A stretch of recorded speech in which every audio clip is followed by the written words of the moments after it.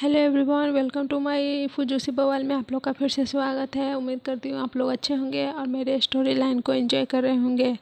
इसमें mafia Vibhushan mafia king होगा और वांगजी एक कॉलेज गोइंग स्टूडेंट होगा। ओके, तो चलिए वीडियो को स्टार्ट करते हैं।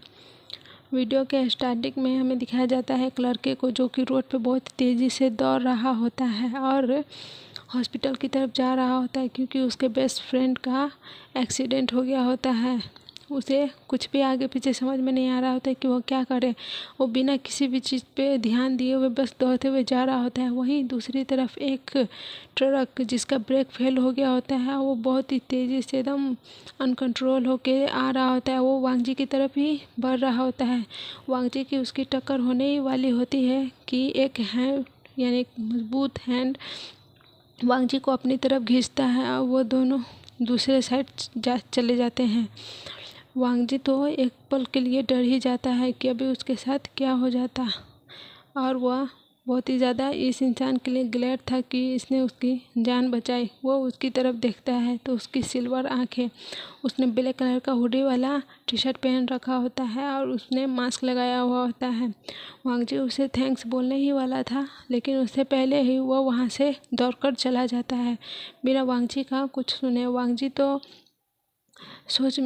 वांगजी तो शॉक ही हो जाता है कि वो कहाँ चला गया। अभी उसे थैंक्स भी बोलना था, उसे पूछना था कि वो कौन है, लेकिन उससे पहले ही वो इंसान चला गया। वो बस उसकी हाथ में एक रेड कलर का धागा देखता है और उसकी सिल्वर आंखें, बस यही दो चीज़ जो वांगजी देख पाता है। फिर वो उसे अपने फ्रेंड का याद आता है। वो वहाँ से फिर दौड़ते हुए हॉस्पिटल के लिए चला जाता है।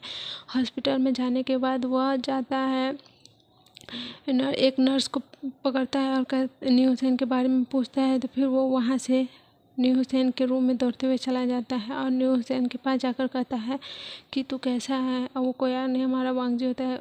न्यू हुसैन कहता है वांगजी ब्रदर मैं ठीक हूँ। तो वांगजी कहता है कि तुम क्या कह रहे थे जिसकी वजह से तुम्हारा एक्सीडेंट हो गया, और तुम्हारे चक्कर में तो आज मेरा भी एक्सीडेंट हो जाता। तो न्यू हुसैन कहता है कि मैं तो भाई बस अपना बुक जो आया हुआ था न्यू कलेक्शन वो लाने गया हुआ था। तो न्यू हुसैन की बातें सुनकर वांगजी कहता है ओह वही तुम्हारी पोर्नोग्राफी का बुक, तुम कब छोड़ोगे इसके बारे में, तुम्हें ये पढ़ के आखिर मिलता क्या है ना समझ लड़के। तुम्हें और कुछ समझ में नहीं आता है। बुक पढ़ लेते तो एग्ज़ाम में अच्छे खासे नंबर आ जाते। तुम्हारे गगा भी तुम पे इतना ज़्यादा गुस्सा नहीं करते या तुम बस पोर्नोग्राफी बुक के पीछे पड़े रहते हो। तो उस पर न्यू हुसैन उसे चुप कराने लगता है कि प्लीज़ ब्रदर चुप हो जाओ। अपने माउथ को अपने मुँह पे, अपने हाथ को अपने माउथ पे रख के कहता है उसे चुप हो जाओ, प्लीज़ चुप हो जाओ। लेकिन वांगजी था जो कि बके जा रहा था। फिर एक उसे खांसने की आवाज़ आती है तो वांगजी भी शांत हो जाता है। वो पीछे देखता है तो नी मिंगजू वहीं पर बैठे हुए होते और वो घूर के न्यू हुसैन को देख रहे होते, क्योंकि उन्हें पता नहीं था कि न्यू हुसैन ऐसा कांड करता है, यानी कि इन बुक्स को पढ़ता है और अपनी कॉलेज वाली बुक्स को नहीं पढ़ता है। तो न्यू हुसैन बहुत घबरा जाता है। वो कहता है नहीं गगन, मैं कॉलेज वाली बुक्स भी पढ़ता हूँ। तो नी मिंगजी कहते हैं कि तुम इस बार अगर तुम्हारे अच्छे रिज़ल्ट नहीं आए तो फिर मैं तुम्हें बताता हूँ। नहीं, मैंने तुम्हें यानी कि बोर्ड स्कूल जो होता है उसमें रखवा दूँ, बोर्ड कॉलेज जो होता है उसमें रखवा दूँगा। तो न्यू हुसैन यह सुनने के बाद घबरा जाता है। कहता नहीं मैं इस बार अच्छे नंबर लाऊंगा गगा, प्लीज़ मेरे साथ ऐसा मत करना। वांगजी इन दोनों की बातें खड़े होकर सुन रहा होता है। फिर निमिंगजू वांगजी से पूछते हैं कि क्या तुम ठीक हो। तो वांगजी कहते हैं हाँ गगा मैं ठीक हूँ। ओके, वांगजी को मिंगजू कहते हैं कि तुम न्यू हुसैन से बैठ के बातें करो, मैं आता हूँ डिस्चार्ज के पेपर ठीक करने के बाद वांगजी वहीं पे बैठ जाता है ओके कहकर, और न्यू हुसैन से पूछता है कि क्या तुम्हें ज़्यादा चोट लगी है। तो इस पर न्यू हुसैन कहता है नहीं ब्रदर, मुझे ज़्यादा चोट तो नहीं लगी है, मैं अब ठीक हूँ। तो वांगजी भी ओके कह देता है और कुछ देर वो लोग थोड़ा और बातें करते हैं। और कुछ देर बाद फिर निमिंग जो आते हैं कहते हैं कि डिस्चार्ज हो गया है, अब चलो तुम दोनों। वो न्यू हुसैन से पूछते हैं कि तुम कहाँ मेरे साथ होटल चलोगे, यानी कि मेरे साथ घर चलोगे या फिर वांगजी के साथ अपने फ्लैट पे जाओगे। तो वो कहता है कि मैं वांगजी के साथ फ्लैट पे ही जाऊंगा, मेरे एग्ज़ाम्स आने वाले हैं तो मैं थोड़ा बहुत वांगजी के साथ मिलकर पढ़ाई भी करूँगा। तो यह सुनने के बाद निमिंग जो उसे घूर के देखते हैं कि क्या सच में तुम पढ़ाई भी करते अपने भाई की ऐसी किलिंग लुक देखने के बाद वो डर ही जाता है और कहता है गगा मैं सच में इस बार पढ़ूंगा, मुझे जाना है, अच्छी तैयारी करना है। और वो वांगजी को धीरे धीरे यानी कि हिला रहा होता है कि वो उसकी मदद करे। तो वांगजी भी कह देता है हाँ गगा हम दोनों को पढ़ाई करना है इस बार और असाइनमेंट भी मिली है। तो निमंगजू कहते हैं ठीक है। वांगजी को कहते हैं कि वो न्यू हुसैन की पढ़ाई में थोड़ी मदद करे। तो न्यू हुसैन की बात सुनकर पहले निमंगजू की बात सुनकर वांगजी कहता है ओके ब्रदर मैं पढ़ाई कर दूंगा, यानी कि न्यू हुसैन की मदद कर दूंगा। उसके बाद वो दोनों अपने रूम के लिए यानी कि अपना फ्लैट के लिए निकल जाते हैं। वो दोनों एक ही फ्लैट में रूममेट बन के रहते हैं। सॉरी आज मेरी वॉइस थोड़ी आज ख़राब हो चुकी है इसलिए आपको अजीब भी लग सकता है। फ्लैट पे आने के बाद दोनों अंदर जाते हैं, वांगजी भी जाता है अंदर। उसके बाद वो न्यू हुसैन को उसके बेड में यानी कि उसके रूम में पहुंचा देता है और खुद के रूम में वह चला जाता है। वांगजी को न्यू हुसैन को कह कर कि तुम मेडिसिन ले लेना। और उसके बाद वो अपने रूम में जाने के बाद वो थोड़ी बहुत पढ़ाई करता है। न्यू हुसैन अभी इंजर्ड था इसलिए उसे पढ़ाई के लिए नहीं कहता है और आराम करने के लिए कहता है। वांगजी जब रूम में चला जाता है तब वो अपनी पढ़ाई करता है और कुछ देर बाद डिनर करने के बाद वह बेड पे लेट जाता है। बेड पे लेटने के बाद उसे वही स्ट्रेंजर की याद आती है जिसने उसकी आज जान बचाई हुई थी। उसकी सिल्वर आँखें और उसके हाथ का वो रेड कलर का धागा, उसे बस वही दोनों याद था और कुछ भी नहीं। तो वो कुछ देर ऐसा ही सोचता है कि वो कौन था जिसने उसकी जान बचाई थी। वो अगली बार अगर मिला उसे तो वो उसे थैंक बोल देगा और ऐसे का वो सोच रहता है। इधर विंग जो अपने यानी कि इधर हमारा सेकंड में यानी कि फर्स्ट मेन लीड विवुशियन अपने रूम में बैठा हुआ होता है और वह सुयांग से बात कर रहा होता है जो कि उसका पर्सनल सेक्रेटरी था बिजनेस में और माफिया वर्ल्ड दोनों में वो उसका सेक्रेटरी था। वह इसे सुयांग से कह रहा होता है कि आखिर वो था कौन जिसने उस पर हमला करवाया था। तब उसे पता चलता है कि यह कोई और नहीं वेन चाल था जो कि उसकी गद्दी के पीछे पड़ा हुआ यानी कि माफिया किंग के पोजीशन पाने के लिए वह ये विंग को मारना चाहता है और बिजनेस में भी बिजनेस वर्ल्ड का नंबर 1 बनना चाहता है, इसलिए वह विंग को मारने के पीछे पड़ा हुआ होता है। यह सब सुनने के बाद विंग एक डेवलिश से स्माइल करता है और स्मिर्क कर यानी कि क्या कहते हैं यार सुयांग से कहता है कि मैंने जो तुम्हें कहा था तुम उस पर काम स्टार्ट कर दो। तो इस पर सुयांग कहता है ओके बॉस। वो कह के वहाँ से जाने लगता है। तब विंग कहता है कि तुम मुझे बॉस मत बुलाया करो, तुम्हें तो पता है ना कि तुम मेरे फ्रेंड हो, तो तुम बस मुझे यहाँ पे विंग ही कहो। और सिचन कैसा है यानी कि साउ सिंचन कैसा है।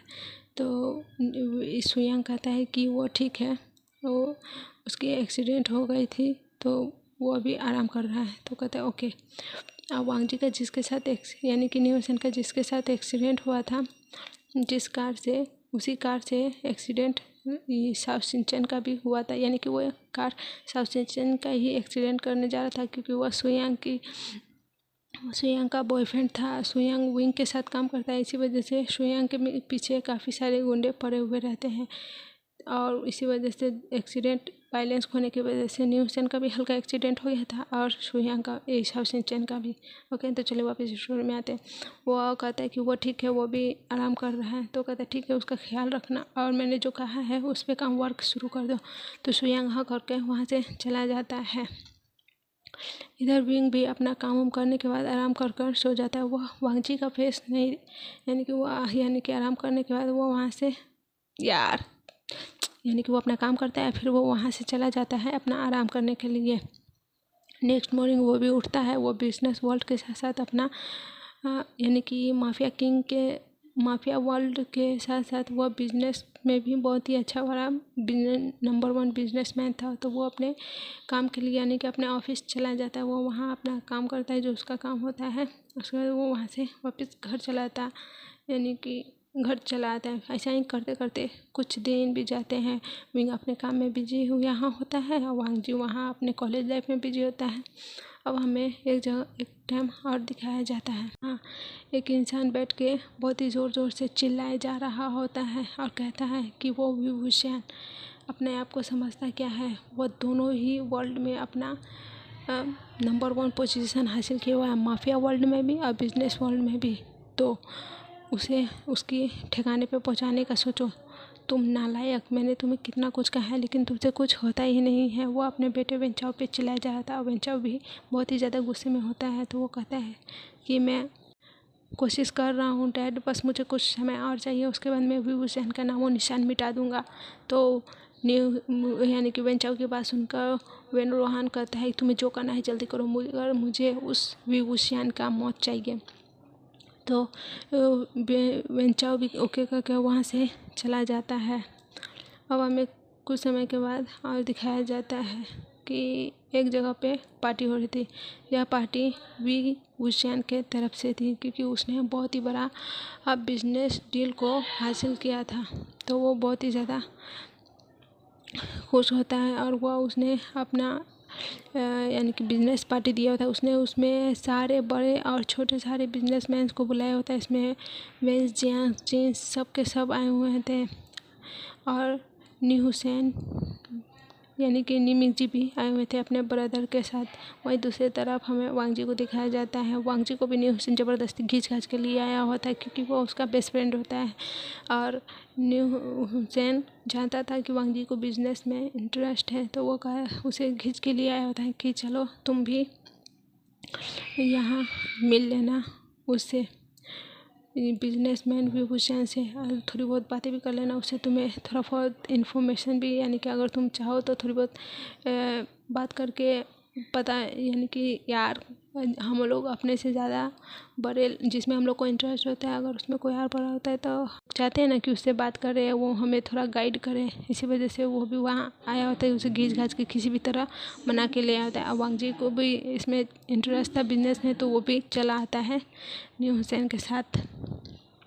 और दोनों वहाँ घूम रहे होते हैं। वही हमें विंग को दिखाया जाता है जो कि अब रेडी हो चुका था पार्टी में आने के लिए। अनाउंसमेंट होता है कि विभूषण आ रहे हैं और स्ट्रेन यानी कि सीढ़ी से हुआ उतर के बहुत ही ज़्यादा अच्छे से एकदम रेडी हुआ होता। उसने डीप नेक वाला टी शर्ट अंदर से पहने हुआ था, ब्लैक कलर का पूरा पहने हुआ था, कोट पूरा ब्लैक पहने हुआ था। माफिया और बिजनेसमैन दोनों का उस अभी ऑरा लग रहा था, एकदम किंग की तरह वो आ रहा होता है ऊपर से। और इधर वांग जी भी सबके साथ बातें करता था। वो सुनता है कि विभूषण आ रहा है तो वो भी सीढ़ियों की तरफ देखता है। जब वो सीढ़ियों की तरफ देखता है तो उसका तो हार्ट बीट ही एकदम फास्ट हो जाता है उसे देखने के बाद, क्योंकि बहुत ही ज़्यादा हैंडसम और लग रहा था। आपको तो पता ही हम लोग का विभूषण कैसा है, एकदम ही हैंडसम गॉर्जियस चार्मिंग। तो वो बहुत ही ज़्यादा अच्छा लग रहा होता है और भी वांग जी उसे घूर कर देख रहा होता है।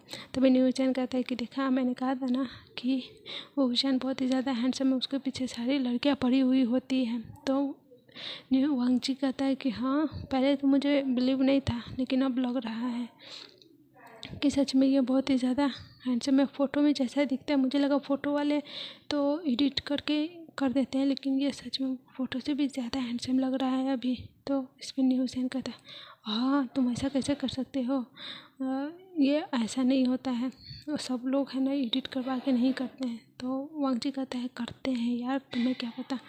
तो छोड़ो ये, देखो न्यू हुसैन आगे नीचे। न्यू हुसैन कहता है तो वांग जी भी उस तरफ देखने लगता है और उसकी तो हार्ट बीट बहुत तेज़ हो गई होती है विंग को देखने के बाद। वह उसे बात करना चाहता था लेकिन वो थोड़ा हिचकिचा रहा होता है क्योंकि विभूषण बहुत ही बड़ा बिजनेसमैन था, वो जल्दी किसी से मीट नहीं करता है, इसलिए वजह से वो वहाँ पे जा नहीं पा रहा होता है। इधर न्यू हुसैन कहता है कि पहले तुम इधर घूम फिर लो, आराम कर लो, यानी कि थोड़ा एंजॉय कर लो, उसके बाद हम लोग चलेंगे गगा के साथ विभूषण से मिलने। तो वांग जी भी हाँ कर देता है। अब वो फिलहाल के लिए इधर एंजॉय कर रहा था, वो हर चीज़ को देख रहा होता है क्योंकि यहाँ हर चीज़ बहुत ही ज़्यादा ब्यूटीफुल एकदम डेकोरेशन से भरी हुई थी, बहुत ही ज़्यादा खूबसूरत लग रही होती है। और वांग जी को भी बहुत ही ज़्यादा अच्छा लग रहा होता है ये सब देखकर। तो वांग जी सब एंजॉय कर रहा होता है। तभी अचानक से उसकी नज़र एक पे जाती है, जिसके हैंड में वही रेड कलर का धागा था जिसने उसकी जान बचाई थी। तो वांग जी उसे देखने के बाद उसके उसके पीछे पीछे जाने लगता है। वो उसके पर हाथ रखने यानी कि उसके कंधे पे हाथ रखने ही वाला था कि अचानक से लाइट कट जाती है। अब वांग जी नहीं देख पाता है कि वो कौन है। वो वहाँ से आगे बढ़ जाता है और फिर वो उसे ढूंढने की पूरे पार्टी में कोशिश करता है जब लाइट आ जाती है तब, लेकिन वो उसे नहीं मिलता है। वांग जी फिर भी कोशिश करता है कि वो उसे ढूंढ कर उसे थैंक्स बोल सके, लेकिन फिर भी कितना भी कोशिश करने के बाद वांग जी को उसे वह दोबारा नहीं मिलता है। वांग जी थक जाता है उसे ढूंढते ढूंढते। कुछ देर के बाद पार्टी भी ओवर हो जाती है। नी मिंग भी जाते हैं विभूषण से मिलने के बाद। अब वांग जी भी जाता है, वो दोनों हैंडशेक करते हैं। वांग जी उनसे कहता है कि वो बिजनेस में भी वो इंटरेस्ट लेता है तो वो उसे एडमायर करता है। तो विंग कहता है थैंक यू, आप मेरी अगर आपको है ना कुछ ज़रूरत पड़े तो आप मुझे ज़रूर कहिएगा, मैं आप लोगों की मदद करूँगा। और वैसे आप कौन से कॉलेज में पढ़ते हैं? तो वांग जी उसे बताता है कि वह बीचन कॉलेज में पढ़ता है। तो विभूषण कहता है वो मेरा ही कॉलेज है। तो वांग जी कहता है कि हाँ, मैं स्कॉलरशिप पे वहाँ पढ़ता हूँ। तो वांग जी की बात सुनकर विंग कहता है ओके, आप स्कॉलरशिप पे वहाँ पढ़ना बहुत ही मुश्किल होता है, लगता है कि आप बहुत ही ज़्यादा इंटेलिजेंट हो। तो मैं मेरे कॉलेज में ये भी होने वाला है कि जो लोग वहाँ से पढ़ के यानी कि जो लोग वहाँ से पढ़ के निकलेंगे, जो बेस्ट स्टूडेंट हो गए उसे मेरे कॉलेज में यानी कि मेरे ऑफिस में एज अ इंटर्न काम करने को मिलेगा। तो शायद आप उसमें सिलेक्ट हो सकते हो और आपको काफ़ी कुछ सीखने को भी मिल जाएगा। यह सुनने के बाद वांग जी बहुत ही ज़्यादा खुश हो जाता है और कहता है कि श्योर, मैं वहाँ आकर आपकी कंपनी में श्योर सब चीज़ सीखना चाहूँगा, बल्कि मैं तो बहुत ही ज़्यादा लकी हूँगा। वो लोग ऐसे ही करके कुछ देर बातें करते हैं और उसके बाद पार्टी ख़त्म हो जाती है। वांग जी भी वहाँ से चला जाता है अपने घर के लिए। वांग जी को पता नहीं क्यों मगर बार बार उस हैंड पे बने उस रेड धागे वाले इंसान की याद आ रही होती है कि आखिर वो है कौन। उसने उसे देखा भी नहीं है मगर फिर भी वो पता नहीं क्यों उससे मिलना चाहता है, उसकी तरफ अट्रैक्ट हो रहा है कि क्या कुछ भी नहीं, उसे समझ में नहीं आता है, वो फिर भी उसे मिलना चाहता है। वांग जी ऐसा ही करने के बाद अच्छा समझ में आता है। ऐसे ही करते करते वांग जी का कॉलेज टाइम भी ख़त्म हो जाता है और उसका इंटर्नशिप भी आ जाता है विभूषण के तरफ से, क्योंकि वो बहुत ही अच्छा स्टूडेंट होता है तो वो वहाँ इंटर्न के लिए वे कॉपरेशन चला जाता है। वांग जी बहुत ही ज़्यादा खुश था। तो न्यूसन कहता है कि वो वहाँ जाने वाला है तो उसके लिए कुछ अच्छे क्लॉथ ले लेने चाहिए। तो वांग जी भी कहता है कि हाँ उसे लेना है और वो दोनों मॉल के लिए चले जाते हैं एक अच्छे क्लॉथ खरीदने के लिए। वांग जी वहाँ चला जाता है। वांग जी पूरे मॉल में घूम घूम कर देख रहा होता है एक अच्छा सा यानी कि अच्छा सा क्लॉथ पे वहाँ लेने के लिए। वो पूरे मॉल में घूम ही रहा होता है लेकिन उसे फिर से वही रेड धागा वाला एक लड़का दिखता है। वो जाकर उसे घुमाता है और कहता है कि हाँ, लेकिन जब वो उसकी आंखें देखता है तो समझ जाता है कि ये वो इंसान नहीं है जिसे वह ढूंढ रहा है। उसे बहुत ही ज़्यादा डिसअपॉइंटमेंट फील होती है। वो लड़का भी कहता है कि क्या हुआ? तो वांग जी कहता है कुछ नहीं, मैंने शायद किसी और को आपको समझ लिया। तो कहता है ओके, और वांग जी उसे सॉरी करके वहाँ से चला जाता है। वांग जी कुछ और दूर जाकर फिर से है ना अपने माइंड को शेक करता है और अपना क्लोथ को डिसाइड करने लगता है। वो कुछ क्लोथ को बाई करके बाहर जाने के तरफ जा रहा होता है, तभी उसे एक इंसान दिखता है जो कि बिल्कुल उसी की तरह यानी कि उस दिन की ही तरह था। उसके हैंड पे रेड कलर का धागा भी था, उसकी सिल्वर आँखें। वांग जी उसकी आँखें देखने के बाद उसे बहुत ही ज़्यादा धक धक धक धक फील हो रहा होता है। तभी वहाँ पे कुछ ही देर में गन फायरिंग की आवाज़ें आने लगती है। वांग जी बहुत ज़्यादा ही डर जाता है और वो जाकर एक पिलर के पीछे छुप जाता है। वहाँ बहुत ही ज़्यादा गन फायरिंग हो रही होती है और वो इंसान जो था वो भी गन फायरिंग कर रहा होता है। वांग जी तो कहते हैं कि क्या ये गुंडा उंडा है जो ये गन फायरिंग कर रहा होता है। वो उसे थोड़ा वो डर भी जाता है और वांग जी जाके पीछे पिलर में छुप गया हुआ रहता है, लेकिन वहाँ पे भी गन फायरिंग होने लगती है। तो वांग जी और न्यूसन वहाँ पे से हट के दूर जगह जाने लगते हैं। वांग जी का पैर लड़खाकर नीचे गिर जाता है। न्यूसन काफ़ी आगे निकल जाता है क्योंकि वो बहुत ही ज़्यादा डर गया होता है। वो उसे लगता है शायद यानी कि वांग जी उसके पीछे ही होगा, इसलिए वह बहुत ही आगे चला जाता है और वांग जी पीछे ही गिर गया होता है। और वो लड़का हुडी वाला जब वो देखता है उसे कि गिरा हुआ एक लड़का है वहाँ पे। तो फिर वहाँ पे जाता है जल्दी से किसी भी तरह सब बचाते, खुद को बचाते उचाते, और जो गुंडे सब थे जो गन फायरिंग करते उस पे शूट करते हुए जाता है और उसे उठाकर जाकर एक पिलर के पीछे छुप जाता है। और